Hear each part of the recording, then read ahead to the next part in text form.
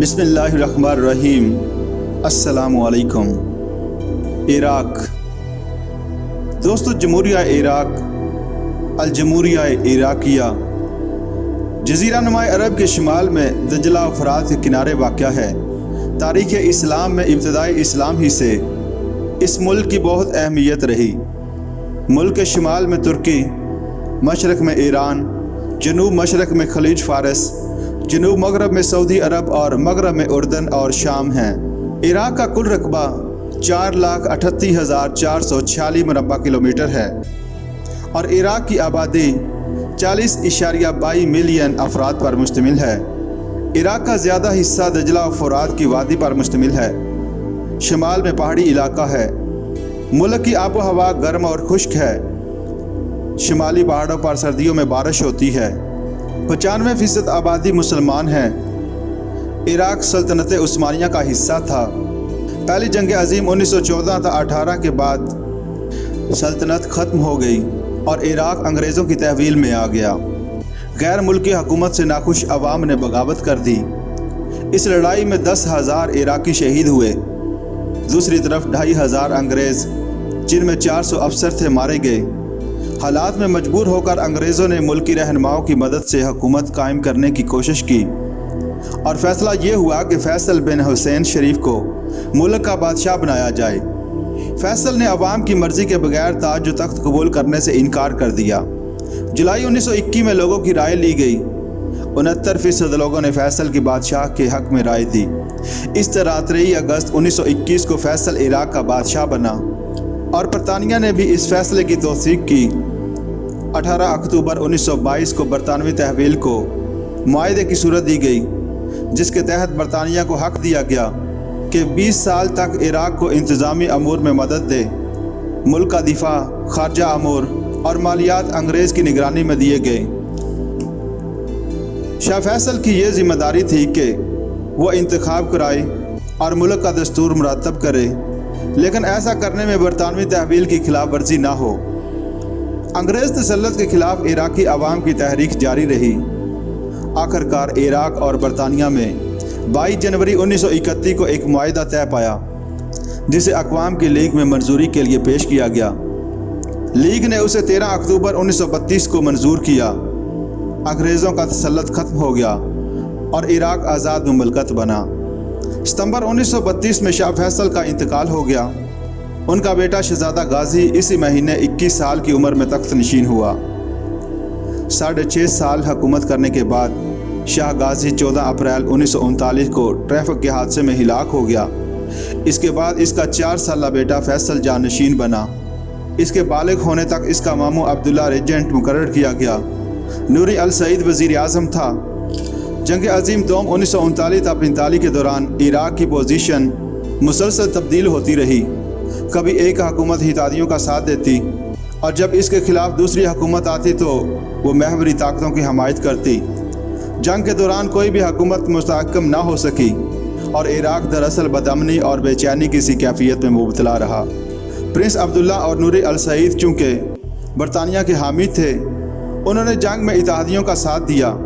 جب جرمنی نے روس پر حملہ کیا تو روس کو سپلائی کا واحد ذریعہ عراق تھا، جسے اتحادی استعمال کرنا چاہتے تھے۔ قوم پرست حکومت کے خلاف تھے، وہ برطانیہ کے بھی خلاف تھے۔ ان کی سربراہی رشید علی گیلانی کرتے تھے۔ رشید علی گیلانی کی وزارت مارچ 1940 میں قائم ہو گئی تو حکومت نے غیر جانبداری کی پالیسی اختیار کی، لیکن جنوری 1941 میں گیلانی وزارت ٹوٹ گئی۔ 13 اپریل 1941 کو گیلانی دوبارہ 4 فوجی افسروں کی مدد سے انقلاب برپا کر کے برسر اقتدار آیا اور گیلانی وزارت دوبارہ قائم ہو گئی۔ نوری السعید اور شہزادہ عبداللہ اردن چلے گئے۔ برطانیہ کو یہ حکومت پسند نہ تھی، اس لیے حکومت اور برطانوی فوج کے درمیان مئی 1941 میں جنگ چھڑ گئی۔ برطانوی فوجوں نے عراق پر قبضہ کر لیا۔ رشید گیلانی ایران چلا گیا اور نوری السعید اور عبداللہ واپس عراق آ گئے۔ اکتوبر میں نوری السعید نے نئی وزارت کی تشکیل کی۔ حکومت نے 14 جنوری 1943 کو باقاعدہ اتحادیوں کی حمایت کا اعلان کر دیا۔ عملاً عراق کے وسائل پر پہلے ہی برطانیہ قابض تھا، لیکن رسمی طور پر جرمنی کے خلاف اعلان جنگ کی وجہ سے عراق بھی جنگ کے آخر پر فتح مندوں میں شامل ہو گیا، کیونکہ اس نے 1 جنوری 1942 کو اقوام متحدہ کے اعلان پر دستخط کیے تھے۔ اس وجہ سے جنگ کے بعد عراق خود بخود اقوام متحدہ کا رکن بن گیا۔ نوری السعید وزارت نے روس کے ساتھ بھی سفارتی تعلقات قائم کیے۔ جنگ کے دوران 1944 میں نوری السعید نے استعفیٰ دیا تو حمدی الطباشی وزارت قائم ہوئی، جس کی پالیسی نوری السعید کی پالیسی کی طرح تھی۔ اسی دوران امیر عبداللہ نے امریکہ کا دورہ کیا اور اتحادیوں سے تعلقات مزید خوشگوار بنائے۔ 1945 میں عراق نے عرب لیگ کی رکنیت اختیار کر لی۔ 1945 کی جنگ کے بعد عراق داخلی سیاسی عدم استحکام کا شکار رہا۔ جنوری 1946 میں حمدی الطباشی کی وزارت نے استعفیٰ دے دیا تو پھر توفیق السعودی کی لبرل وزارت قائم کی گئی، لیکن یہ وزارت بھی زیادہ دیر قائم نہ رہ سکی، کیونکہ ترکی کے ساتھ تعلقات رکھنا وجہ نزاع بن گیا۔ آخرکار اس وزارت نے 30 مئی کو استعفیٰ دے دیا۔ اس کے بعد راشد المری نے وزارت بنائی۔ اگرچہ اندرونی حالات کو بہتر کرنے کے لیے راشد نے بعض تعمیری اقدام کیے، لیکن وہ بھی ملک کے مختلف طبقہ خیال لوگوں کی حمایت حاصل کرنے میں ناکام رہا اور ملک بدستور ہڑتالوں اور اندرونی انتشار کا شکار رہا۔ آخرکار راشد کو بھی وزارت عظمیٰ سے استعفیٰ دینا پڑا۔ اس کے بعد ریجنٹ امیر عبداللہ کے کہنے پر ملک کے پرانے سیاستدان نوری السعید نے وزارت بنائی۔ اگرچہ یہ وزارت صرف 4 مہینے ہی رہی، لیکن اس نے 2 اہم کام کیے۔ ملک کی 5 سیاسی جماعتوں کو جو راشد وزارت کے دوران متحد ہو گئی تھیں، ان کو آپس میں لڑا دیا۔ ان سے 2 احرار اور قومی جمہوریہ پارٹی کو حکومت میں شامل کر لیا، اور 3 جن میں استقلال اور اتحاد شیعہ بھی شامل تھے، ان کو مخالف کر لیا۔ اس طرح ملک کی اپوزیشن کمزور ہو گئی، اور دوسرا ملک میں انتخاب کروا کر صالح جابر کی وزارت 29 مارچ 1947 کو قائم کی گئی، جو امیر عبداللہ اور نوری السعید کے اشاروں پر کام کرتی تھی۔ صالح جابر نے داخلی معاملات میں جبر و تشدد کی پالیسی پر عمل کیا۔ 3 اپوزیشن پارٹیوں نے اس کے خلاف احتجاج کیا اور وزارت کے خلاف تحریک شروع کی۔ کرکوک کے تیل کے کارخانوں میں ہڑتالیں ہوئیں۔ انہیں کنٹرول کرنے کے لیے برطانیہ نے اپنی فوج کو نقل و حرکت کی اجازت دی، جس کے خلاف پورے ملک میں برطانیہ کے خلاف شدید نفرت اور غم و غصہ کی لہر دوڑ گئی۔ یہ قدم برطانیہ نے 1930 کے معاہدے کے تحت کیا۔ برطانوی حکومت کے ساتھ طویل بات چیت کے بعد جنوری 1948 میں ایک معاہدے پر عراق اور برطانیہ کے دستخط ہوئے۔ یہ معاہدہ فریقین کے مابین 20 سال کے لیے طے ہوا، جس کے تحت دونوں فریقین جنگ کے دوران ایک دوسرے کی مدد کریں گے۔ دونوں کے ہوائی اڈوں کی برتری تسلیم کر لی گئی، لیکن حالات جنگ میں شاہ عراق کی دعوت پر برطانیہ کو اپنی فوجیں عراق میں اتارنے کا اختیار دیا گیا۔ دونوں ملکوں کے مابین دفاعی امور کے لیے مشترکہ دفاعی بورڈ کی تشکیل دی گئی۔ اس سے برطانیہ کے لیے لازمی ہو گیا کہ وہ عراقی فوجیوں کی تربیت کرے اور ان کو اسلحہ فراہم کرے۔ اس معاہدے کی تنسیق کے لیے 15 سال بعد غور ہو سکتا تھا۔ معاہدہ عراق کے عوام کو قبول نہ تھا۔ ملک میں اس کے خلاف احتجاج ہوا، ہڑتالیں اور جلسے ہوئے۔ حکومت نے اگرچہ سختی سے امن و امان بحال کرنے کی کوشش کی، لیکن ناکام رہی۔ حالات سے مجبور ہو کر صالح جابر نے بھی جنوری 1948 میں استعفیٰ دے دیا۔ عراقی پارلیمنٹ میں بھی اس معاہدے کی توثیق کرنے سے انکار کر دیا۔ اس کے بعد ملک میں یکے بعد دیگر وزارتیں بنی۔ محمد الصدر کی وزارت قائم ہوئی۔ اس وزارت نے 15 جون 1948 تک ملک میں انتخابات مکمل کرا دیے۔ 138 ارکان میں سے 71 بالکل نئے تھے۔ سیاسی جماعتوں کو صرف 6 سیٹیں ملیں، اور انتخابات کے بعد 23 جون کو محمد الصدر نے یہ کہہ کر استعفیٰ دے دیا کہ میرا کام مکمل ہو گیا ہے اور اب حکومت نو منتخب نمائندوں کو چلانی چاہیے۔ اس کے بعد مزاحم الشباش کو جون 1948 میں وزیر اعظم بنایا گیا۔ آپ کی وزارت 4 جون 1949 تک قائم رہی۔ اس کے خلاف رد عمل کی 2 وجوہات تھیں۔ ایک تو عرب اسرائیل جنگ 1948 میں اس نے مصر کی مؤثر مدد نہ کی۔ دوسرے شاکر الوادی وزیر دفاع مقرر ہوا، کیونکہ اسے برطانیہ کا طرفدار سمجھا جاتا تھا۔ پھر نوری السعید نے 6 جنوری 1949 کو حکومت بنائی، جو 10 دسمبر 1949 تک قائم رہی۔ نوری السعید کو اپنی وزارت میں شدید اختلاف پیدا ہونے کی صورتحال میں استعفیٰ دینا پڑا۔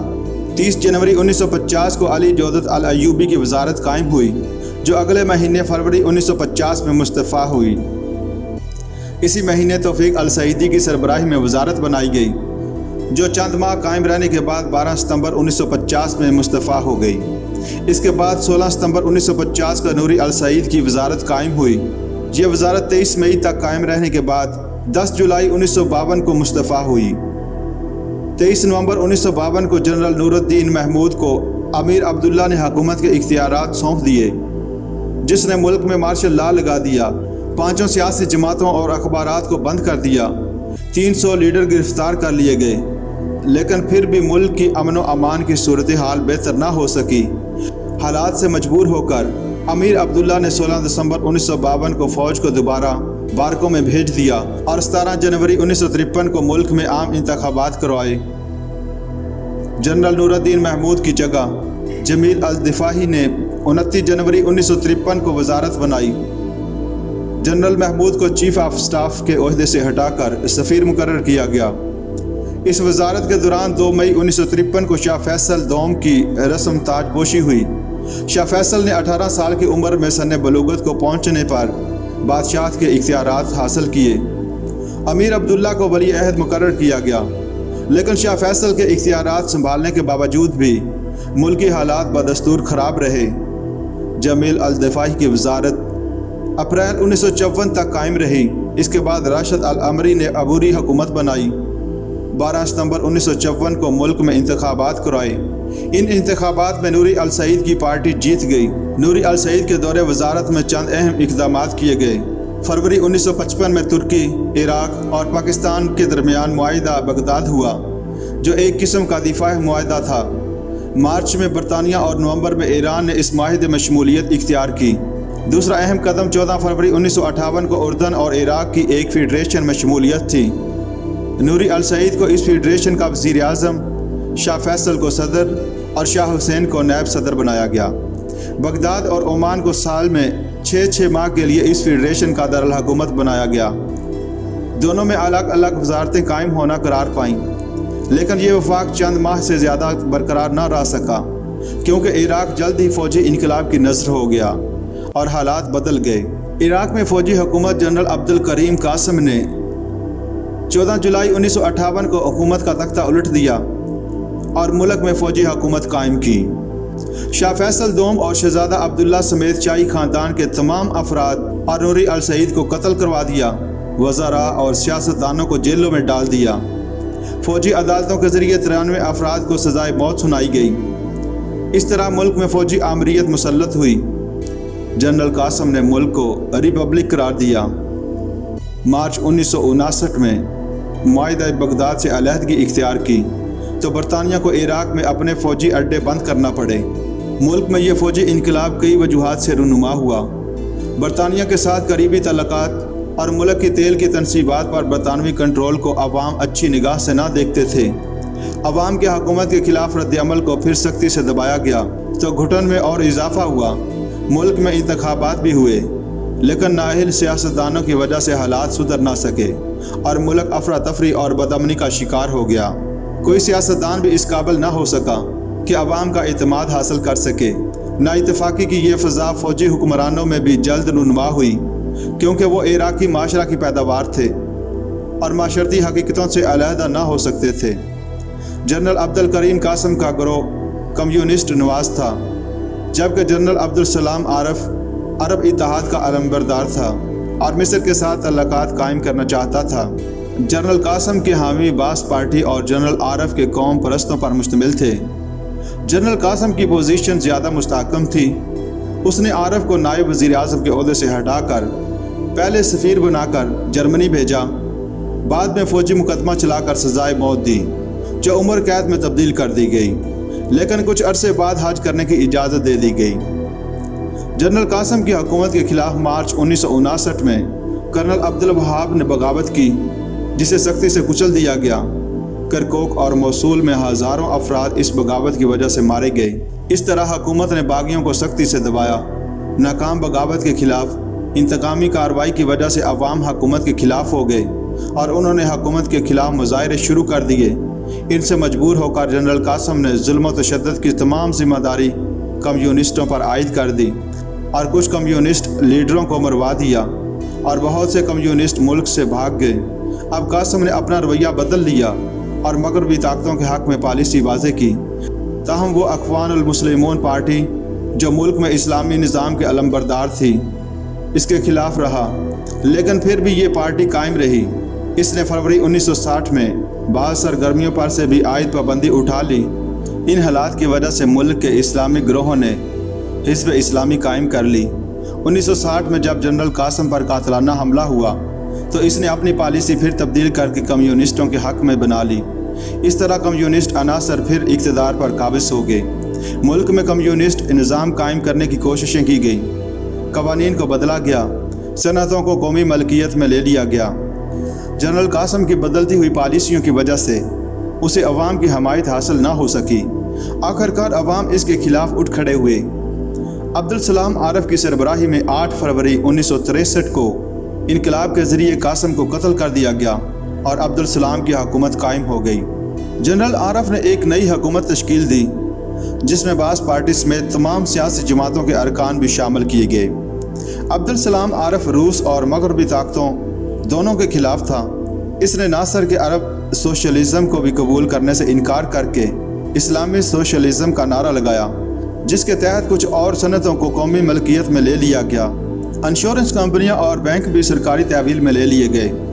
اس کے بعد عوام کے رد عمل کی وجہ سے بعد ازاں جنرل عارف نے عراق عرب سوشلسٹ پارٹی بنائی اور دیگر تمام جماعتوں کو یقین دہانی کرائی کہ اب مزید صنعتوں کو سرکاری تحویل میں نہیں لیا جائے گا۔ 13 اپریل 1966 کو ہیلی کاپٹر کے ایک حادثہ میں جب عبدالسلام عارف جاں بحق ہو گیا تو ان کے بھائی میجر جنرل عبد الرحمن عارف کو صدر بنایا گیا، جو اس وقت ماسکو میں تھے۔ انہوں نے فوراً واپس آ کر اقتدار سنبھال لیا۔ عبد الرحمن عارف نے حکومت سنبھالتے ہی طاہر یحییٰ کو وزیر اعظم مقرر کیا۔ اس کے مشورے سے ملک کے تمام اخبارات بند کر دیے گئے۔ ان کی جگہ 5 سرکاری اخبارات جاری کیے گئے۔ سرکاری پراپیگنڈا کے لیے مصری ماہرین کی خدمات حاصل کی گئی۔ اپنے 3 سالہ دور اقتدار میں عبد الرحمن ملک کی سیاسی گھٹن میں مزید اضافہ کیا، ایسے حالات پیدا کیے جن سے فائدہ اٹھا کر میجر جنرل احمد حسین البکر نے جولائی 1968 میں حکومت کا تختہ الٹ دیا۔ عبد الرحمن عارف کو جلا وطن کر دیا گیا اور روس کی حامی حکومت قائم کر دی گئی۔ میجر احمد حسن البکر کے ماتحت انقلابی کونسل نے مارچ 1970 میں کردستان کے مسئلے کے مکمل آئینی حل کا اعلان کیا۔ 1973 میں آئین میں ترمیم کی گئی۔ دوسری ترمیم کے تحت کردستان کے علاقے کو خود مختاری دی گئی۔ اس طرح اس حکومت نے کردستان کے دیرینہ مسئلے کو حل کر دیا۔ حسن البکر کی حکومت نے 1973 کی عرب اسرائیل جنگ میں اسرائیل کے خلاف عرب مفاد کی حمایت کی